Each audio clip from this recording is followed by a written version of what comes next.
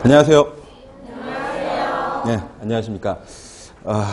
공중보건 과목을 저와 함께 공부하시고 제가 공중보건 과목 하나만큼은 확실하게 책임을 져드릴 이승훈입니다. 앞으로 저와 함께 제 교재 이 노란 책 가지고서는 공부를 하시게 될 거고요. 그리고 우선 첫 시간이니만큼 오리엔테이션을 잠깐 해보자면은 우선은 강의의 수준은 이 중간 정도에 맞춰가지고 수업을 하도록 하겠습니다. 지금 보면은 뭐 수업을 들으셨던 분도 계시고 처음 들으시는 분들도 계시는데 이게 각자의 전공과 실력의 차이가 다 있기 때문에 다 각자 다르기 때문에 어떤 그런 수준에 딱 맞춰가지고 수업을 한다기보다는 보편적으로 알아들을 수 있는 정도의 그런 수준으로 수업을 진행을 할 거고요. 그리고 그런데도 불구하고 이 과목 자체가 특성이 굉장히 넓은 범위를 다 아주 얕게 아우르다 보니까 전공 용어라든지 모르는 용어라든지 처음 듣는 용어라든지 내 전공과는 전혀 상이한 이런 단어들이 나오는 경우가 있거든요. 그래서 그런 부분들을 용어 위주로 단어 위주로 집중적으로 설명을 해드리고 그래야 이제 혼자 공부를 할 적에도 또 이해가 되는 그런 부분들이 있고 그리고 계속 말씀을 드리겠지만 공부를 하시다가 좀 모르겠다거나 그렇다고 해서 수업 시간에 혼자 뭐 질문을 한다거나 쫓아와서 질문한다거나 이러기가 좀 저기 하신 분들은 이 카페에다가 질문방에다가 질문을 올려주시면 제가 하루에 한 3번 정도는 들어가서 보거든요. 그래서 이 스마트폰으로 한 3번 정도 들어가서 바로 답변을 달 수 있는 것들은 바로바로 댓글을 달아드리고 그렇지 않고 좀 더 심화된 그런 답변이 필요한 것들은 제가 검색을 따로 해서 그 링크까지 갖다 붙여드리고 답변을 상세하게 이게 구두로 하는 그런 저기와 달라서 이 질문방에 올리는 답변들을 또 누구나 다 볼 수 있고 그걸로 또 참고를 할 수가 있고 더더군다나 조금이라도 틀린 답변이 있어서는 안 되기 때문에 제가 또 교재나 아니면 인터넷이나 각종 자료들을 찾아가지고 아주 정답만을 올리려고 노력을 하기 때문에 어떤 것도 상관이 없어요. 뭐 얼굴이 보이지 않으니까. 그리고 실명이 아니고 아이디로 거기 이제 저희가 노출이 되니까 쉬운 거나 어려운 거나 아니면 수업 시간에는 굉장히 쉬운 것처럼 하고 넘어갔는데 나는 절대 모르겠는 것 같은 그런 것들이 있거든요. 그러면 이제 그런 것들이 이제 오프라인에서 물어보기가 쉽지가 않으니까 질문방을 이용을 하시면 절대로 창피하지 않게 민망하지 않게 답변을 달아드리겠습니다. 모르시는 분들 있으실까봐 카페는요 네이버에 있는 카페고요. 한글로 공중보건 스터디 이렇게 치셔서 들어오시면 되고 뭐 가입은 하셔야 되겠죠. 아니면은 그 다음에 영문으로는 어떻게 되죠? 영문은 phexpert 카페 네이버.com 그 다음에 phexpert 이렇게 치시면은 카페에 들어오실 수가 있고 질문방은 제가 계속적으로 정말 하루에 한 서너 번 이상씩 확인을 해서 답변을 달아드리고요. 뭐 이렇게 새로운 질문이 없으면 없구나 이러고 또 놀 때도 있지만 있으면은 바로바로 달아드리려고 노력을 하고요. 그리고 거기 보시면은 여러 가지 시험 정보라든지 모의고사 문제라든지 이런 것들이 계속 업데이트가 되고 그리고 질문이 들어온 거 수업 시간에 중요하다고 한 거 그리고 시시각각으로 변하는 시사적인 문제 같은 것들을 최신 정보 게시판에다가 제가 또 계속 업데이트를 합니다. 그걸 보시면은 또 아마 도움이 되실 거고 과목 자체가 아까도 말씀드렸다시피 굉장히 폭넓은 이 챕터를 보시면 아시겠지만 15개 정도 챕터가 되는데 굉장히 많은 여러 종류의 학문이 다 짬뽕으로 섞여 들어 있어요. 그래서 환경도 있고 법규도 있고 행정도 있고 뭐 영양에 뭐 전염병에 통계에 뭐 무지무지하게 많거든요. 근데 아무튼지간에 건강, 보건과 관련된 그런 부분들만 쫙 모아가지고 있기 때문에 여러분들이 정말 뭐 공중보건이나 아니면 생물, 화학 이쪽을 전공하지 않으시면은 생소한 그런 부분들이 있으실 수가 있습니다. 그래서 그 부분에 초점을 맞춰가지고 설명을 드리려고 노력을 할 거고요. 그리고 계속 말씀드리지만 중요한 거는 시사적인 문제들이 출제가 많이 됩니다. 예를 들어서 작년에 조류독감이 AI가 중국에서부터 시작해가지고 동남아로 뭐 이래가지고서는 막 돌았었거든요. 국내에까지 들어왔다 안 들어왔다 들어왔는데 바이러스 타입이 달랐다 이래가지고 막 논란이 많이 되고 그랬었는데 올해 6월 달에 시험에 그 문제가 나왔었어요. 작년에 중국에서 참고를 했던 조류독감은 어떤 유행이냐 뭐 이런 식으로. 물론 쉽게 나왔지만 그걸 간과할 수가 없거든요. 그래서 시사적인 문제들, 그러니까 작년 한 해 동안 2013년에 수업을 하면서 계속 뉴스를 제가, 여러분들은 뉴스를 또 안 보시잖아요. 그쵸? TV를 뭐 안 보기도 하지만 TV를 봐도 뉴스가 잘 안 나오죠. 잡히지도 않고. 그러시죠? 아닌가요? 뭐 근데 뭐 뉴스를 물어보면 다 모르니까. 뉴스는 제가 봅니다. 제가 나이 먹으니까 뉴스를 보게 되더라고요. 뉴스를 제가 보고 이거는 필요한 거다 싶은 거는 수업 시간에 계속 말씀을 드려요. 근데 작년에 그 중국 동남아 이쪽에서 유행했던 AI 같은 경우에 조류독감 같은 경우에는 굉장히 오랫동안 한 3, 4월부터 시작해서 한 8, 9월 정도 이상까지 끌었었고 환자가 있었고 사망을 했고 조류독감은 말 그대로 조류독감이어서 새들만 걸린다고 생각을 했는데 사람이 걸렸고 사람이 걸려서 죽기도 했고 그 사람을 보니까 오리, 닭 이런 걸 키우던 그런 조류와 관계가 있는 직업의 사람이 걸려서 죽었구나. 그 말은 뭐냐 이건 더 이상 이건 조류독감이 아니라 조류가 사람한테 옮길 수 있는 질병이구나. 인축 공통 감염병이 됐구나. 근데 또 다른 사람이 하나 죽었는데 사망했는데 저기한 용어를 써서 사망을 했는데 보니까 이 사람은 전혀 새 근처에 가지도 않은 사람이었다. 또 뒤집어진 거죠. 사람 대 사람으로까지도 또 전이가 되는구나. 그래서 작년 초에 우리 그 감염병 분류에서 이름이 바뀌었어요. 전염병이라고 안 그러고 감염병이라고 하죠. 감염병, 법정 감염병 분류가 바뀌어가지고 조류독감이라고 안 그러고 어떻게 한다 그랬어요? 동물 인플루엔자 인체 감염증 이렇게 돼버린 거죠. 그러니까 동물 감기가 사람한테 옮기고 사람 대 사람 다 옮길 수 있다라는 그런 이야기가 돼버린 거기 때문에 그런 그 법령이 바뀌는 것들, 법이 바뀌는 거가 굉장히 빈번합니다.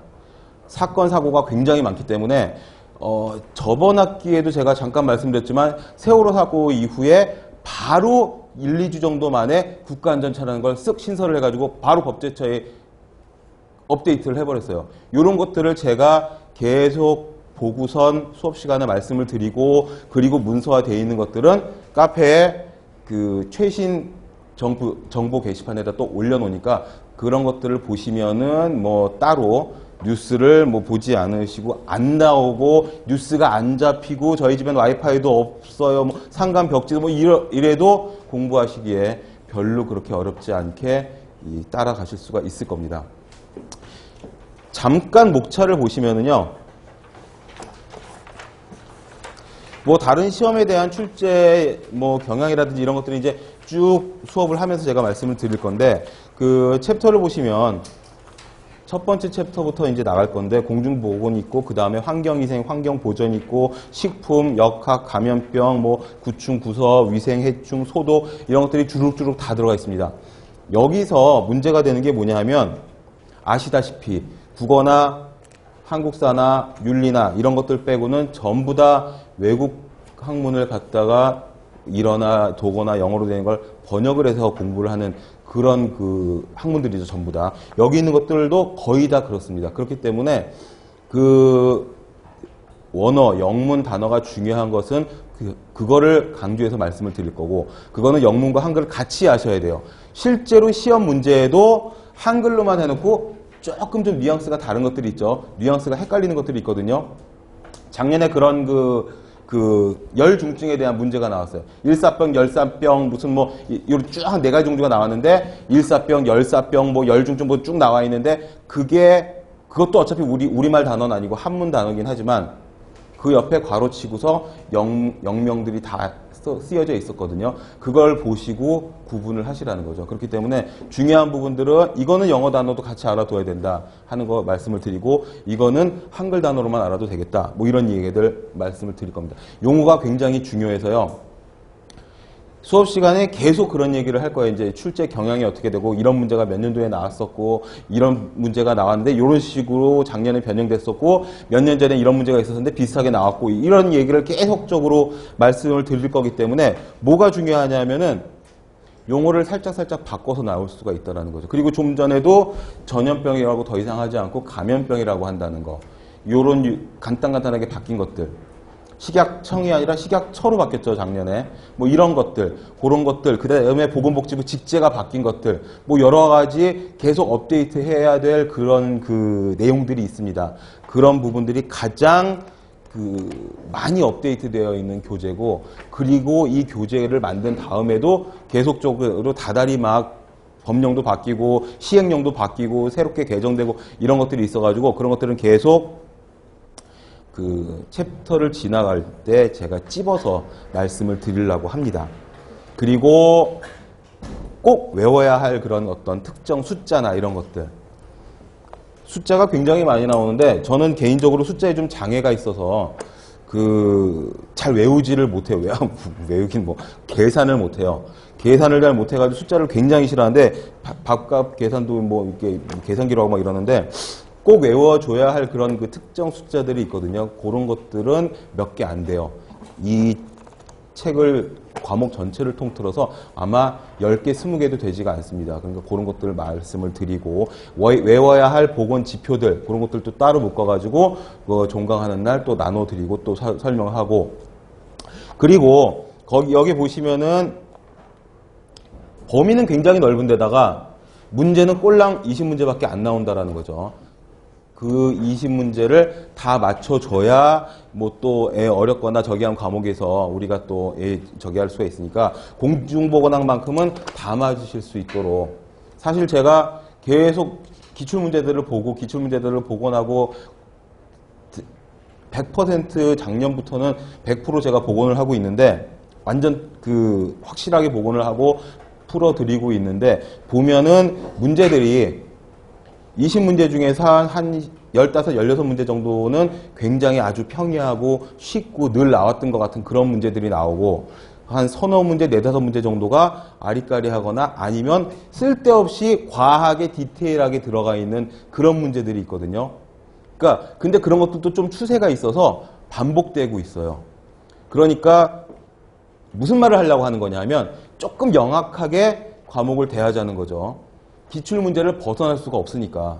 무슨 소리냐 하면 기출문제를 공개하지 않는 시험이 거의 대부분이잖아요. 이 공중보거나 이 과목이. 그렇기 때문에 수험생 입장에서는 더 편하게 기출문제가 제대로 복원된 게 있다면 그것들을 위주로 공부를 하면 어떤 추세라든지 방향 같은 걸 잡을 수가 있다는 거죠. 얼추당통하게 완전 생판 이상한 데서 나올 수도 있지만 그건 20문제 중에 한 문제가 있거나 없거나 할 경우고 보통 그런 사이클들이 있어가지고 몇 년에 한 번 정도씩 내지는 이쪽에서 많이 나온다든지 아니면은 환경 문제가 크게 대두되는 그런 어떤 이슈가 있으면 그쪽이 많이 나온다든지 아니면은 여러분들이 가서 볼 시험 장소 그쪽 행정구역에 국한된 어떤 특정 문제가 나온다든지 예를 들어서 몇 년 전에 한 4, 5년 전에 제주도에서는 환경 호르몬 문제가 계속 나왔었어요.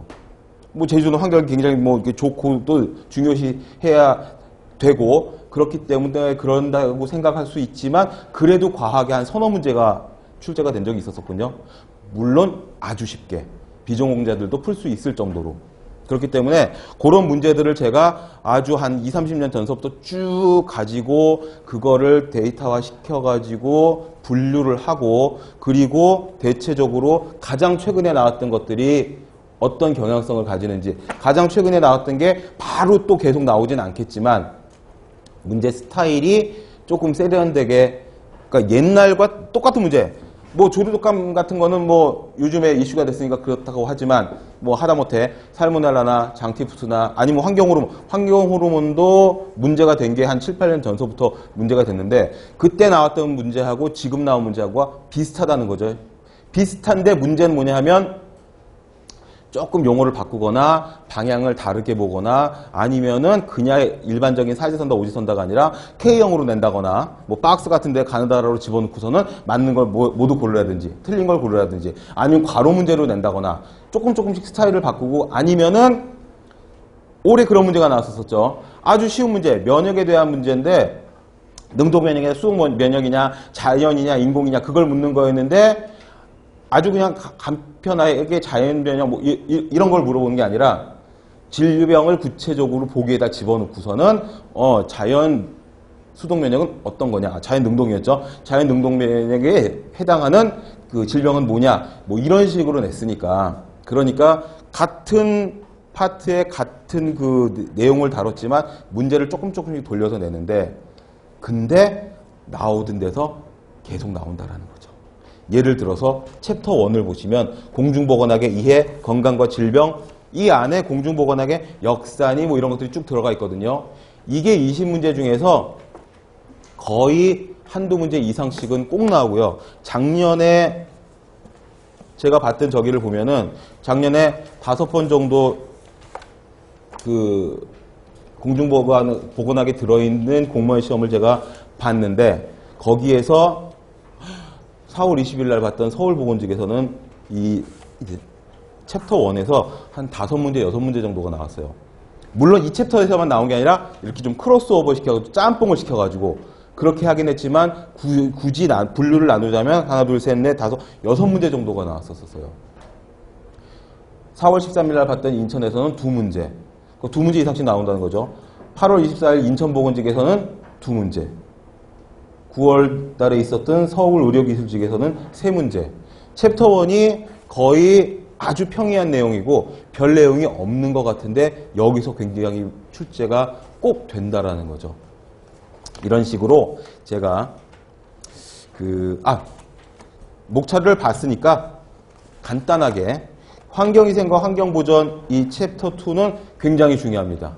거의 모든 시험에서 20문제 중에 한 5, 6문제 정도, 서너 문제 이상씩은 꼭 나오거든요. 그리고 우리 교재에서도 볼륨도 굉장히 커요. 그리고 기출문제, 그만큼 기출문제도 많고 집중적으로 보셔야 될 부분이 챕터 2입니다. 환경위생과 환경보전. 그래서 그 시간을 많이 할애해서 좀 쫀쫀하게 수업을 하고, 그리고 기출문제도 굉장히 좋은 것들은 또 풀어드리고, 그렇게 이제 진행을 할 거고요. 그 다음에 챕터 3에 식품위생하고요. 그 다음에 저기 보시면 챕터 10에 보건영양. 이쪽하고는 둘 다 식품, 영양소 이런 것들을 다루기 때문에 공통되는 면이 좀 없지 않아 있습니다. 근데 웃기는 게 아주 쉬워요. 너무 쉬워서 정말 과연 이게 답일까 싶은 그런 문제들이 있어요. 그래서 오히려 헷갈리는 그런 문제들인데 20문제 중에서 한 문제 정도는 꼭 나와요. 안 나오는 적은 또 없어요. 근데 그 밑에 보면은 구충구소, 위생해충 및 소독 이쪽하고도 관련이 있는 게 식중독, 사장에 있는 역학과 감염병 이쪽에서도 호흡기성 질환 말고 소화기성 질환은 또 식품하고 연관이 굉장히 깊기 때문에, 그러니까 구강, 경부로 입으로 들어가서 위와 장을 거쳐가지고 항문까지 나오는 거를 이제 소화기계라고 하니까 그쪽 질병에서는 챕터 3의 식품위생과 챕터 4하고 그 다음에 보건영양 챕터 10하고가 같이 다 아우러지거든요. 뭐 너무너무 쉬워요. 근데 정말 재밌는 게 뭐냐면 오늘 첫 시간이니까 요거를 딱 말씀을 드리고 뭐 이제 수미상관법 비슷하게 끝에 가서 한번 또 말씀을 드릴 건데, 답을 고르실 적에 객관식이니까 답이 그 안에 있잖아요. 마음을 활짝 열고 열린 마음으로 보기를 보고 그 중에서 하나하나씩 소거시켜가지고 답을 고르셔야 된다는 겁니다. 카페 질문방에 어려운, 정말 모르겠는, 그래서 이상한, 헷갈리는 그런 질문들을 하시기도 하지만 한 40, 50% 정도는 어떤 질문이냐면 왜 이게 답이 되느냐, 이 보기들 중에서 왜 이게 답이 되느냐, 왜 이걸 골라야만 하느냐, 이런 질문들이 제일 많아요. 그러니까 우리는 수학, 산수 이런 건 안 되지만 제가 근데 아무튼 수학이나 이런 문제처럼 숫자가 딱 떨어지는 그런 문제 같으면 전혀 문제가 없죠. 풀리면 푸는 거고 안 풀리면 끝난 거고 찍으면 되는 거고. 근데 이 공중보건학의 문제 보기들은 애매모호해서 혹시라도 내가 식품을 전공을 했는데 식품위생 그 문제를 보니까 이건 보기 4개가 다 한 2개 정도는 확실하게 답이 아니고 하나는 아닌 것도 같고 한데 나머지 하나도 굳이 우기면 답이 아닌 것 같아. 이러면은 시간만 버리고 답도 못 찾고 화가 나는 거죠. 그래가지고 막 저기 하면은 또 긴장해가지고 다른 답 쓰고 또 틀리고 그러면 화나고 막 이렇게 돼버리니까 보기 4개 중에서 가장 답에 가까운 거, 아닌 걸 고르라면 제일 멀리 있는 거. 가장 맞는 걸 고르라면 그 중에서 가장 가까운 거. 환경위생 쪽에서 자외선에 대한 문제가 매번 출제가 되고 있어요. 왜 이렇게 자외선을 좋아하나 몰라. 근데 거의 매번 자외선에 대한 문제가 나와요. 자외선의 장점, 단점, 파장의 특성, 뭐 효과, 뭐 별거 다 나와요. 근데 굳이 따지고 들자면은 다 맞는 보기들이 문제가 있어요. 저는 그래서 2013년 이전에 복원된 그 다른 문제집에 있는 문제들 보고서는 문제가 과연 이게 제대로 복원이 된 걸까? 잘못 복원이, 그러니까 기억에 의존해서 복원을 하면서 잘못된 게 아닐까? 이런 생각을 했었었는데 제가 직접 들어가서 대여섯 번, 일곱, 여덟 번 시험을 보니까 정말 그런 문제들이 있더라는 거죠. 그러면은 거기서 정말 답에 가까운 거 하나씩 쳐가지고, 물론 학술적으로 깊이 들어가서 파고 들어가면은 그렇잖아요. 이게 산수도 아니고 수학도 아니고 숫자로 딱 떨어지는 그런 학문들이 아니기 때문에. 감염병도 마찬가지예요. 뭐 간이 나빠서 이런 병이 걸린다, 뭘 잘못 먹으면 걸린다, 안 먹고도 걸릴 수 있을 텐데, 그죠? 예외 없는 법칙은 없으니까. 근데 가장 거기에 가까운 걸 고르셔야 된다. 그게 더 어려워요, 사실은. 단순 암기를 해가지고 저기 하는 것보다 애매모호한 문제를 보고 답을 골라내는 게 더 어려우신 것 같더라고요, 보니까. 근데 제 수업을 들으면서 문제를 같이 좀 애매모호한 이런 이상한 문제를 보면서 어떤 테크닉, 이거 테크닉이죠. 어떤 테크닉으로 답을 좀 쳐내고 문제를 쳐내고 소거시켜가지고 얘를 답으로 골라내야 될 거냐, 요런 어떤 연습을 12주 동안 같이 좀 이렇게 해 보시기 바랍니다. 그게 되게 더 중요한 것 같아요. 사실 책 보고 그냥 외워버리면 되지 뭐. 책 한 권 다 외우면 100점 맞지 않겠어요? 근데 이 책의 내용보다 더 방대한 그 범위니까, 공중보건학은. 거기서 가장 중요하고 가장 출제 비율이 높고 이런 것들을 골라놓고 여기에 살을 붙여가지고 설명을 드릴 건데, 근데 실제로 문제를 만났을 적에, 오늘도 이제 그런 문제가 아마 있을 겁니다. 수업하다 보면은. 그런 걸 보고서는 이걸 답이다라고 골라내고 실제로 득점을 할 수 있는 그런 그 테크닉, 스킬, 그런 것들이 더 중요할 것 같아요. 그래서 좀 열린 사고를 가지고 이 마음을 좀 활짝 열고, 출제자와 이 싸우려는 마음을 갖지 말고 이 출제자의 입장에서 돌아서 가지고 이 사람이 이 문제를 내면서 어떤 문제를 답으로 해놨을까? 입장을 바꿔가지고 그래가지고 이제 답을 좀 골라내는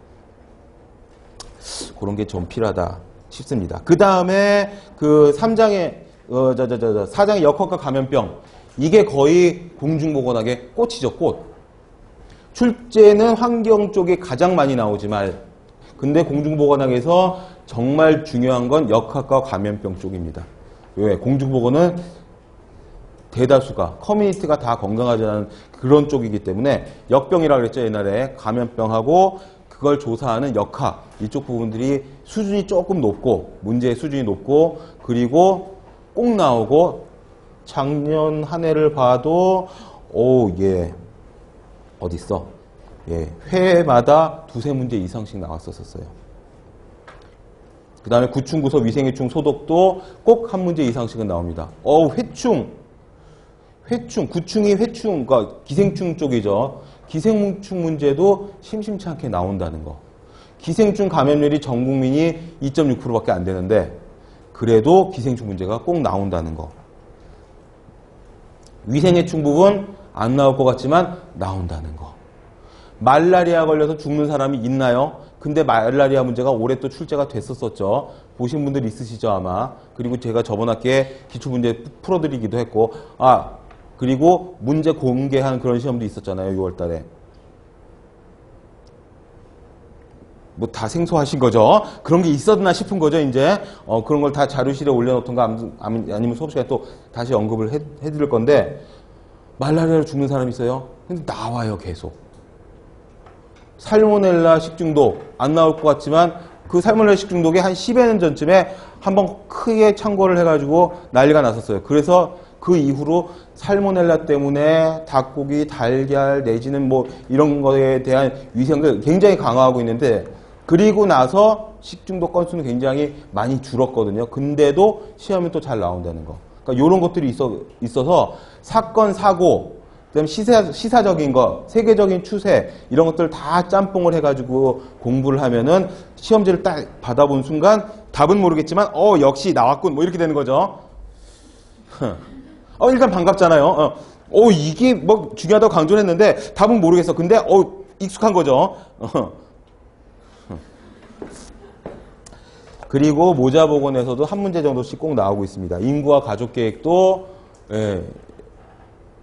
안 나올 것 같지만 올해도 한 문제 있었었고요. 사회보장 보건행정 파트에서는 실제로 공중보건, 보건행정 과목이 따로 있지만 제가 두 과목 다 같이 보면은 어느 과목이 어느 과목인지 헷갈릴 정도로 문제가 굉장히 비슷하죠. 그러면서 서로 이렇게 막 크로스오버 돼가지고 섞여서 나오는 문제들이 있는데 아무튼 이 사회보장 보건행정 쪽은 법입니다. 법이 되게 많이 나오고 법이 자꾸 바뀌고 마치 살아있는 뭐 유기체처럼 자꾸 바뀌어요.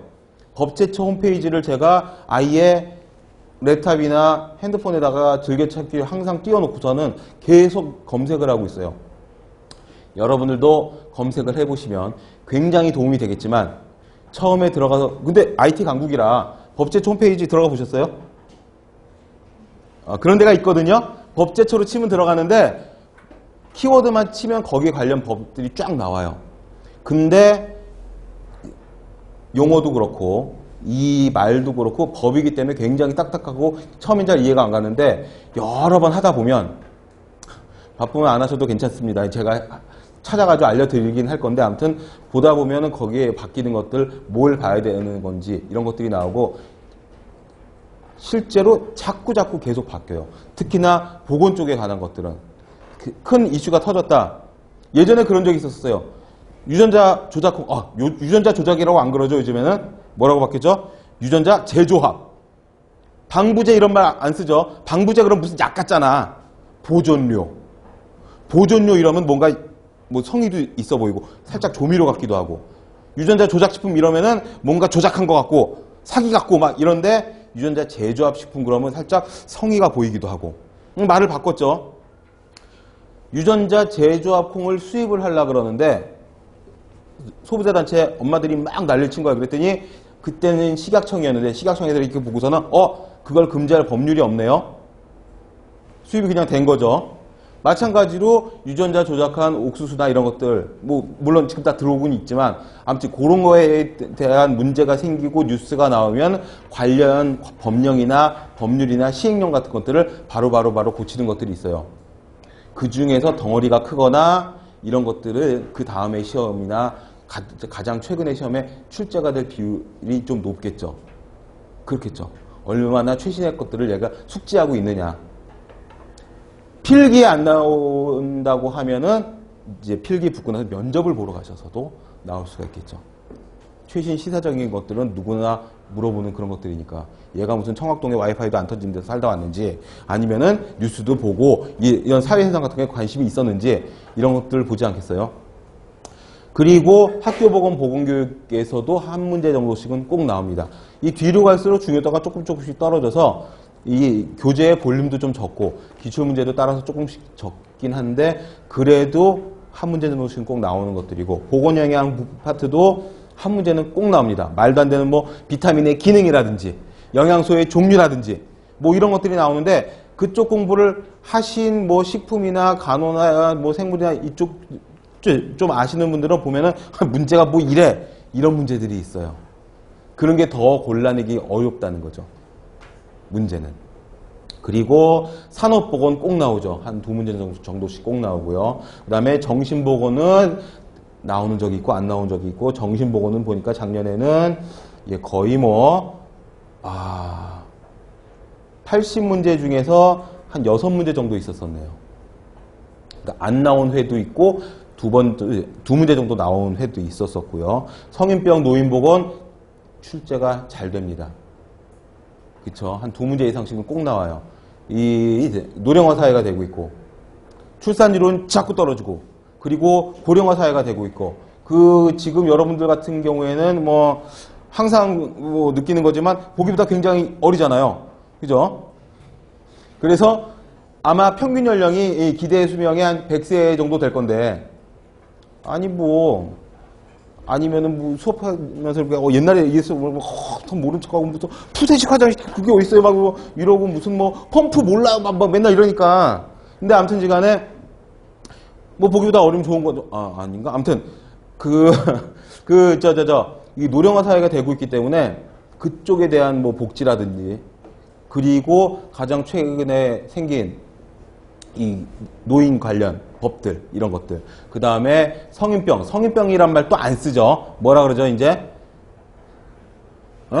퇴행성 질환이라고 하죠. 퇴행성 질환. 만성 퇴행성 질환. 왜? 애들도 성인병에 걸리니까. 한 10년 넘었죠. 한 20년 전서부터 애들도 고혈압에 동맥경화에 당뇨에 다 앓고 있는 거죠. 그래서 이제 더 이상 성인병이라는 말을 안 쓰고 만성 퇴행성 질환. 퇴행성 질환에 대한 문제가 꼭 나오고 있어요. 당뇨 뭐 이런 것들. 당뇨는 또 굉장히 우리나라 사람들이 많이 비만화되면서 이 발병률이 높아지고 있고, 보건 통계에서도 한 문제 정도씩은 꼭 나오고 있습니다. 작년 9월 달에 있었던 서울의료기술직에서는 3문제가 이 보건통계 관련 그런 문제였었어요. 그 다음에 집합소 위생에서는 주택하고, 그 다음에 집합소에서는 이제 풀장, 수영장이나 공중목욕장, 우리나라만 거의 있다시피 한, 일본도 있구나. 그런 대중탕 문화 때문에 그쪽의 수질에 대한 문제들. 그리고 워터파크 수질 문제가 확 떠올랐었죠. 올여름에. 그러면 내년에 워터파크 수질, 야외 수영장 수질 기준, 이거 나올지 몰라요. 그쵸? 야외 수영장 수질 기준과 해수욕장의 수질 기준, 그런 게 다 있거든요, 여기. 그게 나올지 모르겠죠. 그런 것들을 이제 우리가 뉴스랑 그 사회적인 이슈를 보다 보면은, 뭐라 그럽니까? 미루어 짐작할 수 있는, 이런 것들이 좀 중요하겠구나 싶은 것들이 이제 있습니다. 그런 것들을 또 제가 또 수업 중에 계속 말씀을 드리고, 카페에 업데이트하고 할 테니까, 수험생 여러분들이 지금 다 다 상황도 다르고, 전공도 다 다를 거고, 아마 나이도 다 좀 차이가 있을 거고, 다 다르기 때문에, 아까 말씀드린 것처럼 중간 정도에 맞춰가지고 제가 수업을 할 거고, 그리고 용어 설명 같은 거 할 거고, 아는 사람들은 나 이쪽으로 공부도 많이 했고, 두 번째 듣고, 뭐 내지는 이쪽 전공을 했고, 그래가지고 이 쉬운 챕터들이 나오거든요. 나오면 그래도 계속 들으셔야죠. 배웠던 거, 전공했던 거 하고 내가 알고 있는 거하고 다르기 때문에. 그래서 항상 아는 건 아는 대로 철저히 또 들어야 되고, 모르는 건 모르는 대로 꼼꼼히 들어야 되고, 뭐 그렇습니다. 자, 본론으로 들어가서 이제 공중보건학 2회부터 보시겠습니다. 제일 처음에 나오는 게 공중보건학의 개념의 정의죠, 정의. 이거는 공중보건학을 대학 때 만약에 배웠던 사람이라면 아마 중간고사 첫 문제로 이런 문제가 항상 나오죠. WHO의 세계보건기구의 건강의 정의. 저도 1학년 1학기 때 첫 학기 때 이걸 배웠는데 영문으로 외우라고 교수님이 그러셔가지고 영문으로 외워가지고 막 쓰고 그랬었는데, 이 세계보건기구 1948년 연도도 중요하고요. 이 건강의 정의가 잘 나옵니다. 거기에 보시면 안녕한 완전한 상태이다 해놓고 거기에 뭐가 하나 더 붙였죠? 스피리추얼 플러스 영적 건강까지.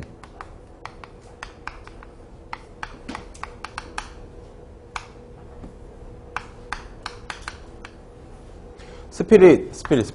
이거 스피릿을 굳이 번역을 하니까 영적 건강 이래가지고서는 얼핏 잘못 들으면 종교적인 색채가 있는 것처럼 느껴지기도 하는데, 아무튼 이 스피릿, 영혼까지도 건강해야 정신, 영혼, 육체, 무슨 뭐 전부 사회적인 이런 건강이 다 있어야 건강하다는 걸로 살짝 바뀌어서 이 개념이 추가가 돼가지고 이게 또 출제가 몇 번 됐었었는데, 요건 좀 올드한 그런 개념이 돼버려가지고 요즘은 좀 안 나오지만, 말씀드렸다시피 이 챕터 저 챕터 섞어가지고 크로스오버 시키는 그런 문제를 출제할 적에 쓱 낼 수가 있다라는 거죠. 보기가 긴 문제들 있잖아요. 1번 보기가 막 2줄 내고 막 2번도 2줄 내고 막 쭉 있다가 말을 살짝 바꿔가지고 거기다 틀린 답 집어넣는 것들. 그런 문제를 푸실 적에 이 48년이라는 연도하고요. 이 영적 건강의 개념도 추가됐다라는 거, 그런 것들을 집어넣을 수가 있겠죠. 그리고 1번에 공중보건학의 정의를 빼먹었는데 위로 올라가서 보시면은 윈슬로우 교수의, 옛날 예일대 교수님이셨다고 하는데 윈슬로우 교수의 공중보건학의 정의도 또 시험에 잘 나옵니다. WHO의 건강의 정의보다 요즘에는 더 많이 나오고 있어서 키워드가 딱 그겁니다. 질병 예방과 생명 연장, 신체 정신적 효율 증진. 보기를 길게도 빼기도 하지만 짧게 단어로 해가지고 윈슬로우 교수의 공중보건학의 정의와 관련이 적은 걸 고르시오 해놓고서 박스 안에다가 무슨 뭐 생명연장, 지역사회 공동요령 다 뭐 신체적 정신적 효율 뭐 쭉 해놓고서는 아주 비슷한 거 집어넣고선 틀린 걸 고르시오 뭐 이렇게 낼 수도 있으니까 그런 문제가 실제로 있었었고요. 그런 식으로 보시면 되겠고, 그리고 용어 해설의 사회적인 안녕, 소셜 웰빙은 뭐냐? 이것도 이 박스 안에 들어가 있는 것들이 다 뭐냐면 예전에 기출문제가 있었었기 때문에 집어넣은 거니까 박스 안에 있는 것들은 다 중요하다고 생각을 하시고 보시면 됩니다. 특별히 제가 이 중요 표시를 하라고 이야기를 하지 않더라도 박스 안에 들어있는 것들은 예전에 기출문제가 있었었구나 이렇게 생각을 하시면 됩니다. 그리고 그 박스 밑에 보시면은요. 아무튼 이 소셜 웰빙이라고 하는 거는 뭐냐 하면은 사회적으로 기능을 충실히 다 할 수 있는 그런 만족스러운 상태. 그 밑에 보시면 클로드 버나드의 정의가 있습니다. 이건 뭐냐 하면은 항상성. 호메오스테이시스라고 하죠. 항상성이 유지된 상태. 이거를 건강의 정의로 본 거죠. 항상성에 대해서는 우리가 뭐 체온 조절, 심장 박동, 뭐 눈 깜빡거리는 거, 뭐 이 심장 박동 전부 다죠. 이런 것들. 이런 것처럼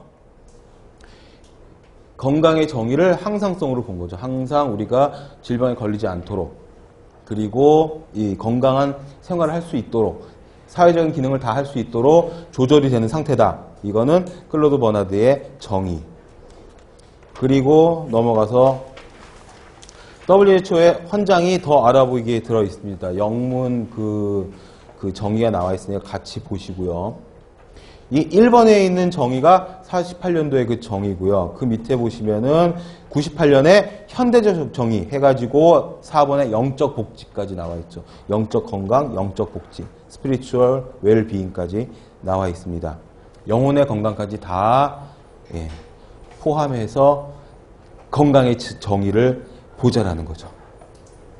이게 아무것도 아닌 것 같은데 늘 보던 거고, 뭐 수학책 같으면은 집합이잖아요. 집합 1장이니까 그냥 넘어갈 수 있을 것 같은데 꽤 많이 문제가 출제가 되고요. 그리고 항상 그 객관식 보기 그 긴 걸로다가 집어넣어 가지고서는 아주 쉬워가지고 얼른 챙길 수 있는 그런 문제인데 보다 보면은 헷갈려 가지고선 또 저기 할 수 있는 그런 부분들이 있으니까 첫 장서부터 꼼꼼히 보시는 그런 그 성의가 좀 중요하겠다 이렇게 봅니다. 그 밑에 보시면 건강의 주요 결정 요인, 이것도 제가 만드는 도표가 아니라 기출문제가 이런 것들이 있어가지고 그걸로 이 표를 만들어 놓은 겁니다. 건강의 결정 요인은 한가운데 연령성, 제도적인 요인들, 이 연령성에는 뭐 유전적인 소인도 있고요. 연령이 굉장히 큰 저기를 차지를 하겠죠. 그 다음에 그 바깥쪽 원에 개인의 라이프 스타일도, 이것도 차이가 있을 수가 있겠다. 사는 방식에 따라서, 사는 라이프 스타일에 따라서 어떤 질병이 오기도, 이건 뭐 직업병과도 관련이 있고, 아니면은 기후라든지 이런 것들하고도 관련이 있고요. 그 다음에 그 다음 칸을 보시면은 사회나 지역의 네트워크, 그 다음에 교육, 노동환경, 생활 및 노동환경, 실업, 물, 위생, 보건의료 서비스, 주거, 이런 것들이 다 건강의 결정 요인이 된다라는 거죠. 이거를 다 박스에다 집어넣어 놓고 비스무리한 거, 애매한 거 하나 집어넣어 놓고 건강의 결정 요인이 아닌 걸로 짝지어진 것을 고르시오. 뭐 이런 식으로 낼 수도 있다라는 거죠. 그래서 같이 보시면 되겠습니다. 이런 것들이 아무것도 아닌 것 같은데 실제로 외워가지고 딱딱 떨어지는 문제가 아니라 말로 길게 써져 있는 그런 문제에서는 헷갈릴 수가 있어서 저 같은 경우에는 그런 것들을 좀 어렵게 생각을 하기 때문에 그런 부분들을 좀 강조하고 넘어가고요. 공중보건의 목적, 이것도 몇 년 전에 나왔었죠. 질병 예방, 수명 연장, 수명이나 생명이나, 궁뎅이나 방댕이나 그놈이니까 수명이나 생명이나 연장, 신체적 정신적 건강과 효율을 증진. 윈슬로우 교수의 저기하고 아주 비슷하죠. 그 다음에 공중보건의 실행 방법은 이거는 지역사회, 커뮤니티, 항상 단체죠, 단체. 공중보건은 개인이 아닌 단체입니다, 단체. 항상 어떤 행정 단위가 있고, 나라, 국가라든지, 뭐 군, 구, 시, 도, 뭐 동네, 뭐 아파트 단지, 학교, 뭐 이런 식으로 항상 그 단위가 있습니다. 그래서 그 커뮤니티, 그 대다수를 보는 그런 개념이기 때문에 최소 단위가 지역사회라는 거, 커뮤니티라는 거, 이거를 꼭 기억을 해 주시고요. 다음 페이지에도 대상 해놓고서는 지역사회의 전체 주민, 전 국민, 뭐 이런 식으로 나와 있죠. 그리고 6번에 있는 앤더슨이 출제가 됐었습니다. 이거 아마 엊그제 시험에서도 나왔었던 것 같아요. 근데 엊그제 시험은 제가 못 봐가지고 그 기출문제를 제대로 못 봤는데 앤더슨에 대해서 문제가 나왔다고 카페에 누가 이렇게 올리셨더라고요. 앤더슨의 공중보건 행정수단 해가지고 보건행정, 보건교육, 보건관계법규. 무슨 소리냐면 공중보건의 수단, 그 중에서도 그 행정수단에서 보건행정, 보건교육, 보건관계법규 이 세 가지가 필수 요소다. 이렇게 되는 겁니다. 여기다가 비슷한 거, 애매한 거 하나 집어넣고서는 골라라 하기 쉽겠죠. 그리고 보건교육이 그 중에서 그 파급 효과가 가장 크다라는 거죠. 그리고 7번에 있는 애시턴하고 세이모어의 공중보건 4단계도 이거는 한 7, 8년 전에 기출문제로 나왔었던 부분입니다. 그래서 그 문제를 풀어가지고 집어넣어 놓은 겁니다. 애시턴 세이모어의 공중보건 4단계. 첫 번째는 산업보건, 그다음 개인위생, 치료의학, 신공중보건. 이거 순서대로 화살표 문제로 나온 적이 있었었고요. 그리고 치료의학 시기는 어떤 시기냐, 개인위생은 어떤 시기냐, 신공중보건 시기는 어떤 시기냐, 지금은 어떤 시기냐, 뭐 이런 식으로 해가지고 문제가 날 수도 있고. 물론 쉬운 문제지만 그냥 간과하고 넘어갔다가 용어 같은 게 낯설어가지고 그래가지고 또 당황할 수가 있기 때문에 산업, 개인, 치료의학, 신공중보건 시기. 이걸 살짝 변형시켜가지고 이 치료의학 시기를 이 생물의학적, 생의학적 시기 이런 식으로 봐가지고 지금은 포괄적인, 전체적인, 그러니까 정신, 영혼, 사회적인 이런 건강을 다 보는 시기인데 이 치료의학 시기는 뭡니까? 인간을 생명체를 딱 생물로 보고서 병균과 질병과의 관계 그런 것만 보는 거죠. 근데 정신건강, 사회적인 기능 수행, 영적 건강 이런 거 다 하면은 신공중보건 시기 이렇게 되는 거죠. 거기에 이제 환경까지 포함을 해서 이런 것들을 같이 다 염두에 두고 머릿속에다 이렇게 쫙 이미지를 그리면서 보시면 훨씬 기억에 더 나실 것 같습니다. 이거는 뭐 달달달 외울 게 아니라 이해하면서 숙지해야 될 그런 내용이기 때문에 뭐 이거 달달달 외울 필요는 없겠죠. 어차피 객관식이니까. 그렇지만 현명하게 골라내려면은 하나하나 처음에는 산업화가 되니까 산업보건시기, 그 다음에는 개인위생.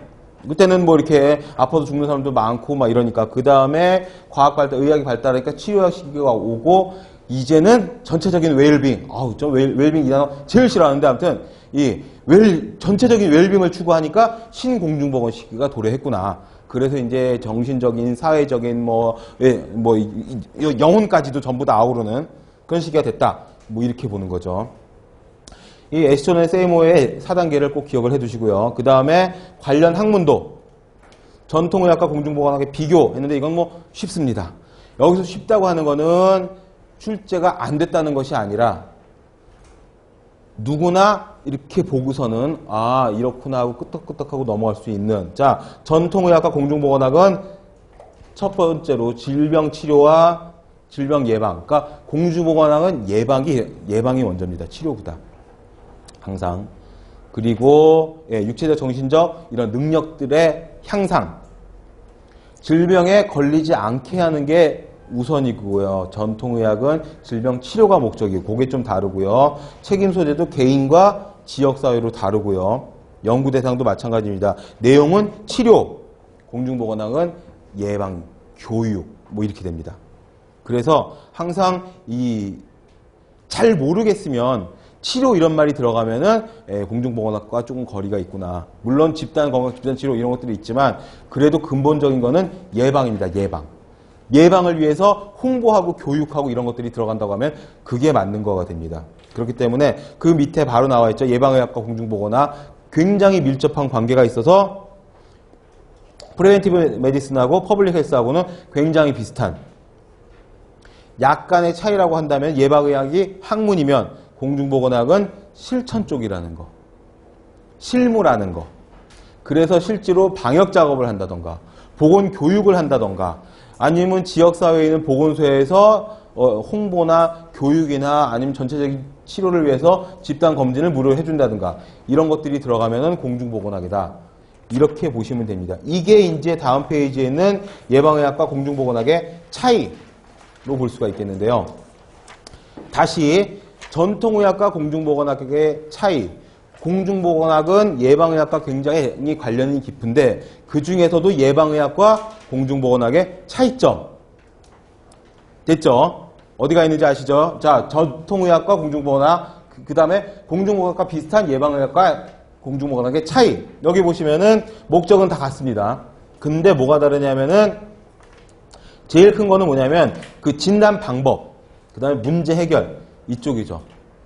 뭐 개인과 집단이라는 것은 당연한 거고 임상적 진단 이런 말이 나오면은 이거는 이제 임상 이런 말이 나오면 그러면 의학 쪽이 되는 거죠. 공중보건학이라기보다는 임상은 뭐니까 말 그대로 한자 뜻 그대로 뭐죠? 침대 옆에서 침대와 접해서 임상 그러면 클리니컬이죠. 클리니컬 영어로 하면 병원이죠. 병원 무조건 그렇게 생각을 하시면 되죠. 그러니까 아주 단순하고 늘 사용하는 단어인데도 그 단어의 그 의미를 생각을 하면은 따로 그렇게 크게 외우지 않아도 다다다다닥 분류가 되는 그런 것들이 있어요. 그래서 용어에 대한 문제들, 그러니까 임상 나오면은 이거는 딱 클리니컬한 그런 얘기이기 때문에 의학, 병원 이쪽으로 보시면 됩니다. 그 다음에 문제 해결도 진료와 투약, 보건관리와 봉사 이렇게 차이가 나는 거죠. 물론 진료와 투약도 공중보건학에서 하지만 그 근본적인 내용은 보건관리, 예방이 되는 거죠. 그리고 다수를 위한 어떤 봉사 이런 것들이 내용이 되는 거고요. 대상 및 단위, 그 다음에 목적 이런 것들은 뭐 됐고요. 내용도 예방의학은 질병의 예방 건강 증진이지만 공중보건학에서는 아예 근본적인 사회적 요인을 제거하는 집단 건강의 향상을 도모하는 그래서 전체적인 큰 그림을 보고서 움직이는 게 공중보건학이다. 이렇게 생각을 하시면 됩니다.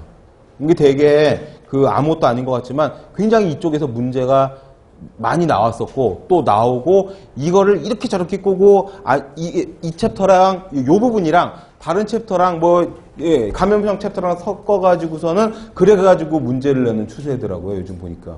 그러니까 예를 들어서 이 공중보건학 이 챕터에서 딱 이 문제가 나온 게 아니라 여기 있는 공중보건학 예방의학 여기에다가 감염병이나 역학이나 이런 걸 싹 섞어가지고 그래가지고 짬뽕시켜서 두세 문제 정도를 한 문제로 출제하는 그런 추세더라고요. 최근의 문제들을 보면은. 그렇기 때문에 이 부분을 확실하게 숙지하고 넘어가야 그래야지 이제 섞어도 구분이 잘 된다라는 거죠.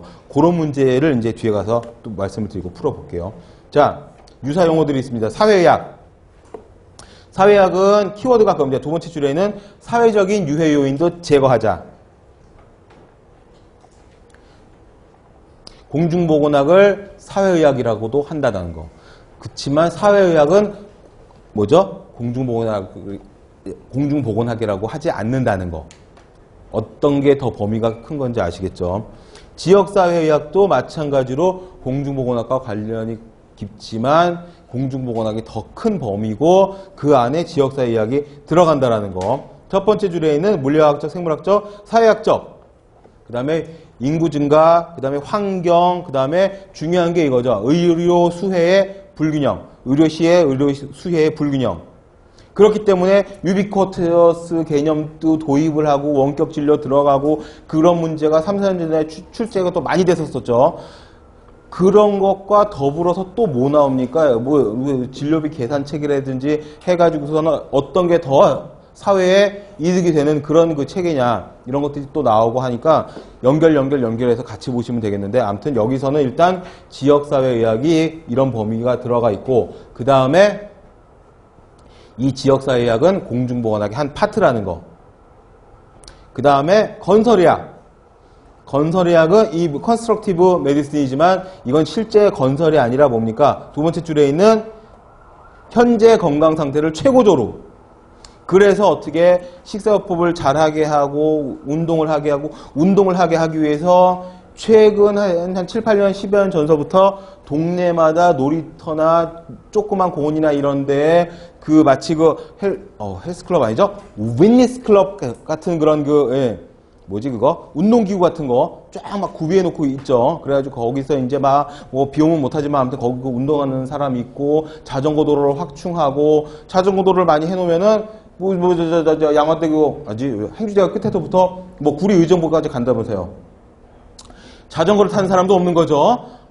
자전거도 또 어떤 한 사회적인 현상이었었는데 우린 그냥 공부만 하는 거죠. 뉴스도 안 보고 일단 공중보건학만 아무튼 그런 것들이 다 여기에 들어간다는 거예요. 지금 건강한 상태를 쭉 유지시켜서 오래 사는 것도 중요하지만 건강하게 오래 사는 게 되게 중요하니까 사회적인 시설물 같은 것들을 운동을 장려하는 쪽으로 운동기구도 좀 갖다 주고 자전거 도로를 해놓고 산책을 할 수 있는 이런 것들을 조성을 하고 그러면은 아무래도 거기 나와서 놀게 되니까 한강 고수부지 나가면은 평일날 대낮에 그렇게 사람이 많아가지고 치여 죽잖아요. 아주 자전거를 못 타요.